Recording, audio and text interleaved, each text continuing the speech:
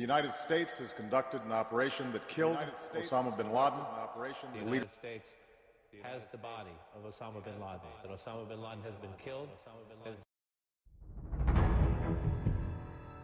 Osama bin Laden al Qaeda का संस्थापक और नेता 11 सितंबर 2001 को अमेरिका पर हुए हमलों के बाद से दुनिया का सबसे वांछित आतंकवादी बन गया था। अमेरिकी खुफिया एजेंसियां लगातार 10 साल तक उसकी तलाश करती रहीं। अंततः 2 मई 2011 को पाकिस्तान के एबटाबाद में एक गुप्त ऑपरेशन के दौरान अमेरिकी नेवी सील्स ने ओसामा बिन लादेन को मार गिराया। इस ऑपरेशन में ओसामा के साथ उसके 3 सहयोगी अब्बू अहमद, खालिद और अबरार भी मारे गए। अमेरिका के लिए 11 सितंबर के हमलों के बाद ओसामा बिन लादेन की खोज प्राथमिकता बन गई थी। ओसामा का एक प्रमुख संदेशवाहक और करीबी सहयोगी था अब्बू अहमद अल कुवैती, जिसे अल कायदा के भीतर एक महत्वपूर्ण व्यक्ति माना जाता था। खुफिया एजेंसियों को समझ आया कि अब्बू अहमद के जरिए ओसामा तक पहुंचा जा सकता है। इसके अलावा ओसामा का बेटा खालिद बिन लादेन और एक अन्य करीबी सहयोगी अबरार भी ओसामा के साथ थे। 2009 में CIA को एक महत्वपूर्ण सुराग मिला। उन्होंने अब्बू अहमद के मोबाइल संचार का पता लगाया और उसे ट्रैक करना शुरू किया। अब्बू अहमद के जरिए CIA ने पाकिस्तान के एबटाबाद में स्थित एक संदिग्ध परिसर की पहचान की।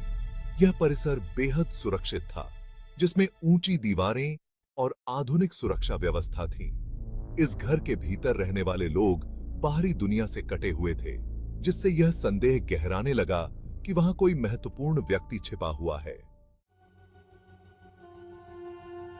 जब CIA को पक्का यकीन हो गया कि एबटाबाद का यह घर ओसामा बिन लादेन का ठिकाना है, तो उन्होंने यह जानकारी राष्ट्रपति बराक ओबामा और अमेरिकी सुरक्षा बलों के शीर्ष अधिकारियों के साथ साझा की।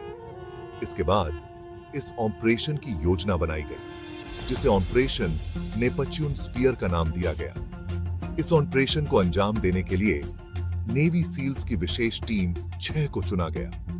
यह टीम अमेरिका की सबसे गुप्त और प्रशिक्षित स्पेशल फोर्स में से एक थी। ऑपरेशन की गोपनीयता बनाए रखने के लिए पाकिस्तान सरकार या सेना को इसकी कोई जानकारी नहीं दी गई। ऑपरेशन का आरंभ 1 मई 2011 की रात नेवी सील्स के 2 हेलीकॉप्टर एबटाबाद की ओर रवाना हुए। इन हेलीकॉप्टरों में 24 नेवी सील्स थे, जो पूरी तरह से सुसज्जित और प्रशिक्षित थे। एबटाबाद पहुंचने पर एक हेलीकॉप्टर लैंडिंग के दौरान दुर्घटनाग्रस्त हो गया, लेकिन उसमें सवार जवान सुरक्षित रहे और उन्होंने मिशन जारी रखा। हेलीकॉप्टर से उतरने के बाद नेवी सील्स ने घर को चारों ओर से घेर लिया। उन्होंने तेजी से घर के अंदर प्रवेश किया और विभिन्न मंजिलों पर बंट गए। अब्बू अहमद और अबरार का खात्मा। घर के पहले फ्लोर पर नेवी सील्स का सामना अबरार और उसकी पत्नी से हुआ। अबरार ने प्रतिरोध करने की कोशिश की, लेकिन नेवी सील्स ने उसे गोली मार दी। अबरार की पत्नी ने भी जवाबी कार्रवाई की कोशिश की, लेकिन उसे भी गोली मार दी गई। इसके बाद नेवी सील्स दूसरी मंजिल की ओर बढ़े, जहां उन्हें अब्बू अहमद मिला। अब्बू अहमद ने भी प्रतिरोध किया, लेकिन उसे भी मार दिया गया। खालिद बिन लादेन का सामना। दूसरी मंजिल पर ही नेवी सील्स को खालिद बिन लादेन मिला, जो ओसामा का बेटा था। खालिद ने भी हमला करने की कोशिश की, लेकिन नेवी सील्स ने उसे भी गोली मार दी। खालिद की मौत के बाद सील्स ने अंतिम मंजिल की ओर रुख किया, जहां ओसामा बिन लादेन के होने की संभावना थी। जब नेवी सील्स तीसरी मंजिल पर पहुंचे, तो उन्होंने एक कमरे के भीतर ओसामा बिन लादेन को देखा। ओसामा के पास एक AK-47 और पिस्टल थी, लेकिन उसने प्रतिरोध नहीं किया। सील्स को आदेश था कि अगर ओसामा प्रतिरोध करे तो उसे वहीं खत्म कर दिया जाए। ओसामा के सिर और छाती में 2 गोलियां मारी गईं, जिससे उसकी मौके पर ही मौत हो गई। ओसामा के मारे जाने के बाद नेवी सील्स ने उसके शव को कब्जे में लिया और उसकी पहचान सुनिश्चित की। इसके लिए डीएनए परीक्षण किया गया, जिससे पुष्टि हुई कि मारा गया व्यक्ति ओसामा बिन लादेन ही था। इसके बाद ओसामा बिन लादेन का शव समुद्र में दफना दिया गया। इस निर्णय का मुख्य उद्देश्य यह था कि उसके शव को कहीं भी दफनाने से वह स्थान उसके समर्थकों के लिए एक तीर्थ स्थल न बन जाए।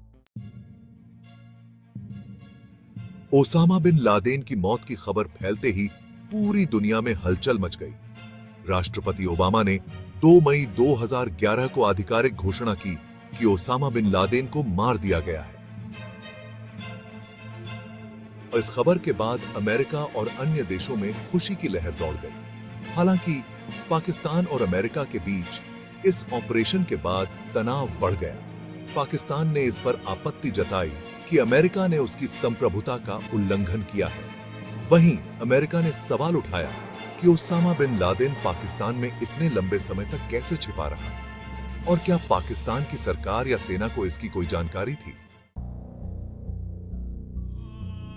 ओसामा बिन लादेन, अब्बू अहमद, खालिद और अबरार की मौत ने अल-कायदा को एक बड़ा झटका दिया।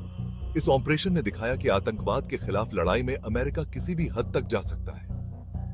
ओसामा की मौत के बाद अल-कायदा कमजोर हुआ, लेकिन आतंकवाद का खतरा पूरी तरह से समाप्त नहीं हुआ। इस ऑपरेशन ने अमेरिकी खुफिया और सैन्य क्षमताओं को साबित किया और आतंकवाद के खिलाफ लड़ाई में एक महत्वपूर्ण मील का पत्थर साबित हुआ। तो दोस्तों, आज के लिए बस इतना ही। देखने के लिए धन्यवाद। वीडियो को लाइक और शेयर करें और ऐसी ही और कहानियों के लिए क्लिपस्टर को सब्सक्राइब करें।